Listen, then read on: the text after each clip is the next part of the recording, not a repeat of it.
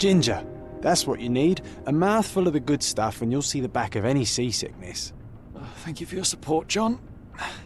Don't suppose you actually brought any ginger? No, I don't get seasick. Terrific. Don't worry, Sherry. We've almost arrived at Cordona. I can see land through the porthole. So much for docking by tea time. The captain seemed more interested in his maids than in his maps. Oh, is Sherlock grumpy? Cheer up. We're back where we grew up. It's exciting. What's changed? What's the same? Ugh. I'm starting to question whether the weeks-long journey was worth it. Travelling all this way, enduring this indignity simply to visit a grave. Even if it is my mother's. Ah, that's just Mycroft's nonsense, still rattling around in your head. Try to forget what he said. I have. I believe it was that this is a performative farce, a feeble excuse to avoid responsibilities, and that there was nothing to be gained from it. You needed to do this. Enough of the self-pity and doubt. So we're a little late. What of it? We'll retire to the hotel and visit her in the morning. It'll be worth it. Thank you, John.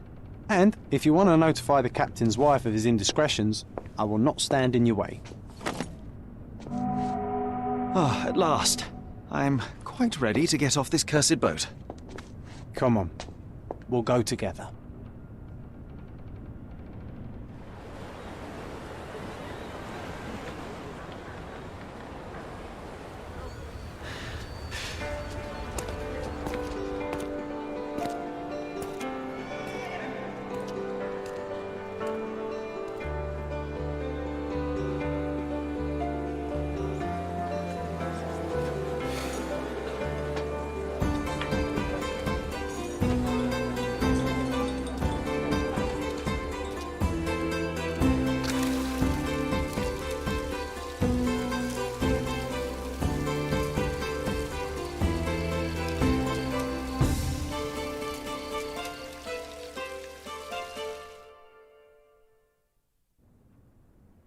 Hey, Sherry, come on, catch up. Yes, yes. Sherlock, don't get lost in this huge garden. Follow the sound of my voice. Welcome to Il Palazzo de Lusso, sir. If you need something, sir, please inquire at reception. Welcome to Il Palazzo di Lusso, sir. We just need your signature. Would you kindly sign these papers, sir? There you are. Ah, Mr. Holmes. Yes, we have room 221 prepared for you. I see it was reserved for 2 people.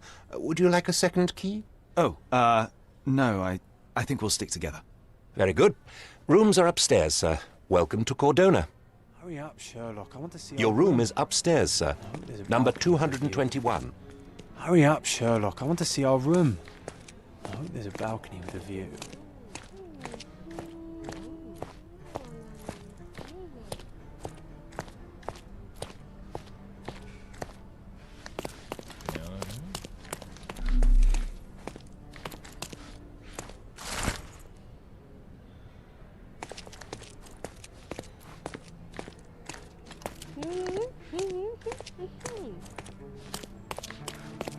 Those are the sharp eyes of a man with a bright mind.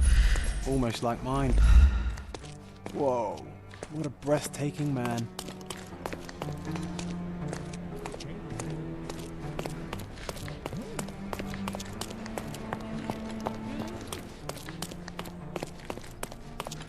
I apologize, sir, but your room is not yet ready. Perhaps, in the meantime, you would like to relax in the foyer? Tonight, the restaurant is offering a complimentary marlin ceviche to all our guests.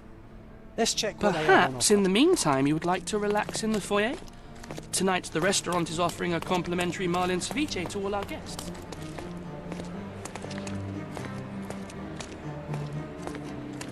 Hey, Sherry, If seafood's not to your Starlight. taste, everyone loves Benedict spatch, our poached eggs with hollandaise sauce. If seafood's not to your taste, everyone loves Benedict spatch, our poached eggs with hollandaise sauce. A medium, John. Haven't we been through this already? Come on, it's not like we've got anything better to do.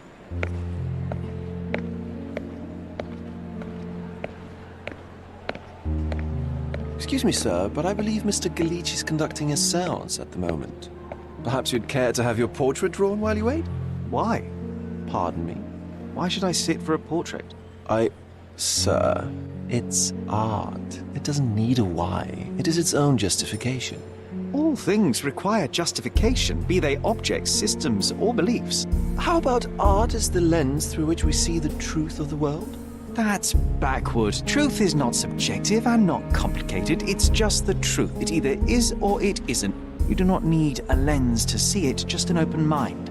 Ha! That seems rather close-minded. Truth, like beauty, is in the eye of the beholder. So tell me, what do you see? Mediocrity.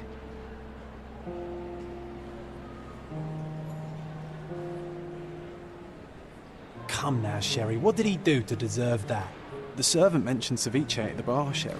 Can't imagine why John still something. I'll believes in find such something. foolery. I'm starving. Okay, time to check if John found us a nice table for the evening. If seafood's not to your taste, everyone loves Benedict's batch. Our poached Sherry, eggs I'm over here with my Hollandaise new Ursine. Cordona's even quieter than I remembered. It's going to be a long evening. Ah, come now, Sherry. What say we amuse ourselves with a little game? What were you thinking? Oh, promise me it isn't nonsense. After being cooped up on that boat, I am itching for activity. No. As you can see, someone left a cane on our table. I simply thought you could identify its owner. Ah, so it is nonsense. It'll take me a minute, John, at most. Well then, you can deliver it to him as well. Deliver it to him? Then what are the staff here for? Aesthetics? Stubborn, Sherry, too stubborn. You wanted something to do. Slapping oneself in the face is also something to do. That doesn't make it worthwhile. But all right, let me take a look.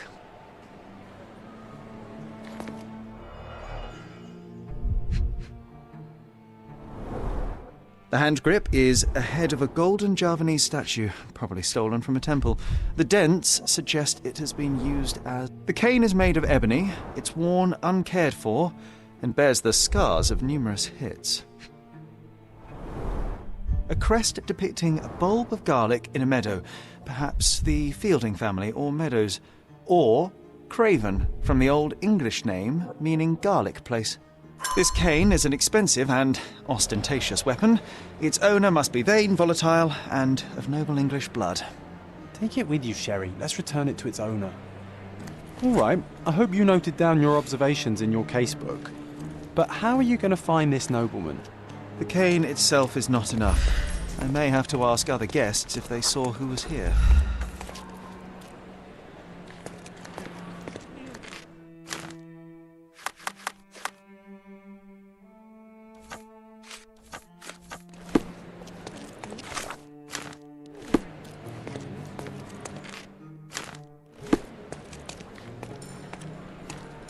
Could you help me?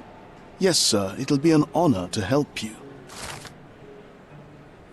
Well, even with your keen senses, Sherry, I doubt you'll find the cane's owner on your first try. Why May not? I Let's ask see how for your good you really assistance? are. I can't help you, friend.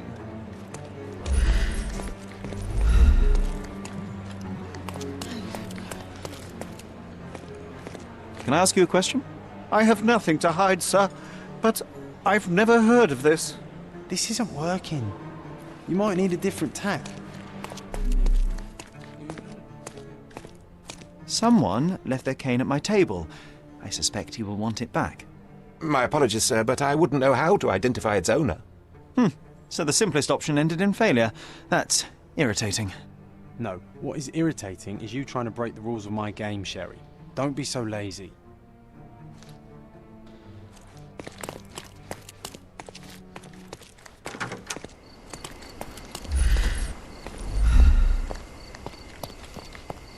Not that one, huh? You lost the bet, Sherry, but don't let that stop your search for the Navy. Help me, officer. please.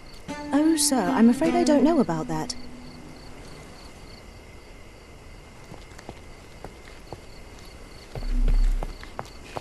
Help me, please. I can't help you with that, sir. Oh, I am bored. Call me when you find the answer.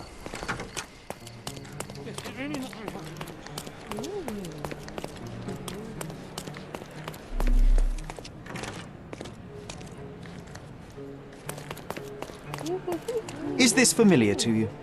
I would help you if I knew, sir.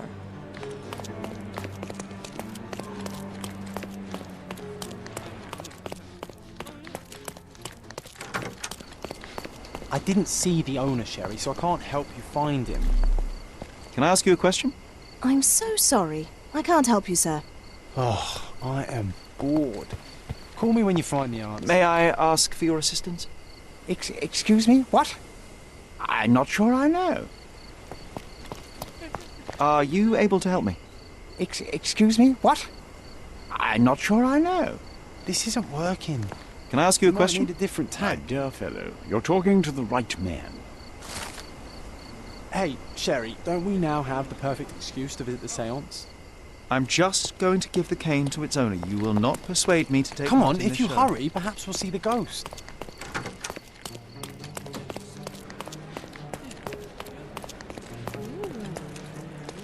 Come on, if you hurry, perhaps we'll see the ghost.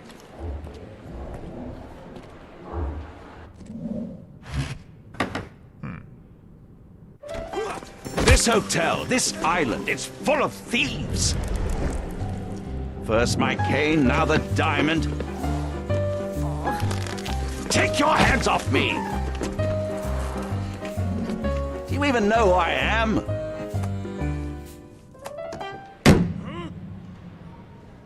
Hey, boy! That's my cane! I get that a lot. It's a very common design. What? No, that's a custom-made... A joke. A joke. It was left at my table in the restaurant. I thought it deserved to be returned. Well, I'll be...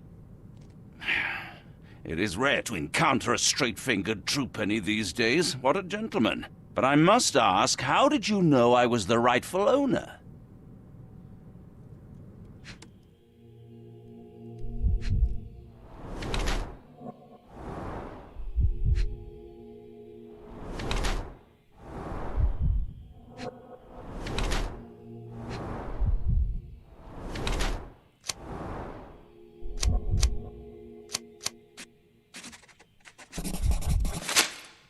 Simple deduction. Your cane told me everything I needed to know. I was after a strong, middle-aged man with a keen interest in adventure, noble blood, and affection for strong drink. And if one were to go further, one may even be able to extrapolate your name from your heraldic symbol, Lord Craven. Marvelous. Simply marvelous. That's me, Lord Andrew Craven. You are the real medium. You hear that, Emma? Well, you found my cane. Perhaps you can locate my diamond, too. Yes, you should do it. It will be child's play for you, Mr. Holmes. And if a child can do it, then I'm sure the local police can suffice. The police? Why bother? I know this harlequin stole it. The only question is, where is it hidden? Fine. Give me my stick and I'll resolve the matter myself. This thief almost confessed after a single punch. I suspect a beating may result in answers of questionable veracity. Fine. I shall spare you and he the trouble if you first answer me this. How does a priceless diamond become the subject of a séance?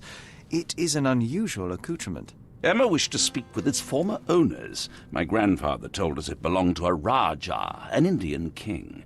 So you were summoning long-dead Indian royalty and, pray tell, you were expecting him to converse in English? To be frank, Mr. Holmes, I don't believe in ghosts. But Emma was fascinated by the idea of meeting a real king, even a dead one. Well, a crown is a crown. Can you describe the stone itself? A yellow diamond, not less than 100 carats, and perfectly egg-shaped. There is not another like it. You insist the medium robbed you during the séance. But what occurred exactly? Ah! It was a dirty trick.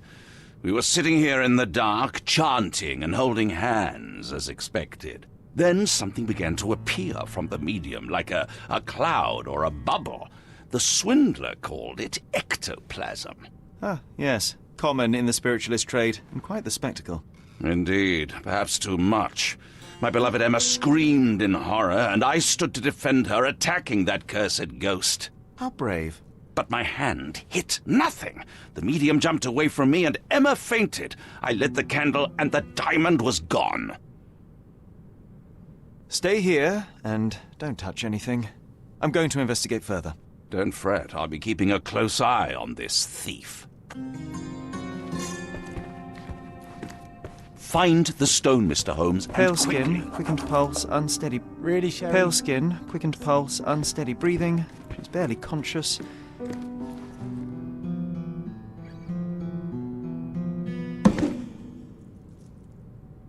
What happened here? I don't know. The ghost. I summoned it as usual, but then it all went wrong. The lady screamed and pointed at Lord Craven. And there was a shadow. Such a mystical force. It terrified the lady. And it must have taken the diamond. Who else could have?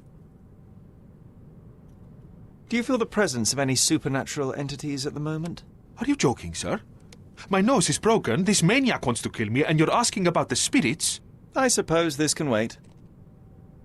I will investigate, and the culprit will be identified. But the stubborn brute Lord Craven blames me right now. As if I could do something like that. Perhaps you can reason with him? Please? Thank you for helping us resolve the situation, sir. Oh, I love the ambience. Nice and creepy. This hefty chair has nearly broken after hitting the wall. One man even lifted. At Cambridge, I was captain of the rugby team. It was no place for weaklings.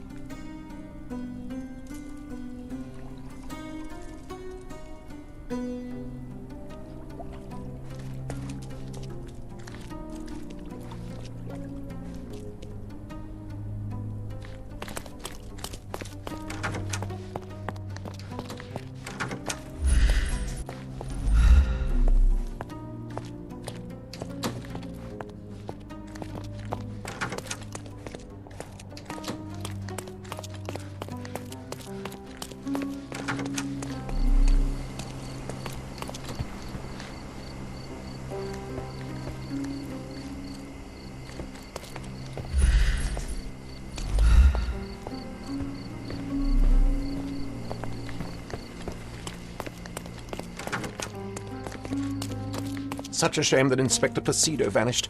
I'd feel much safer with him handling this.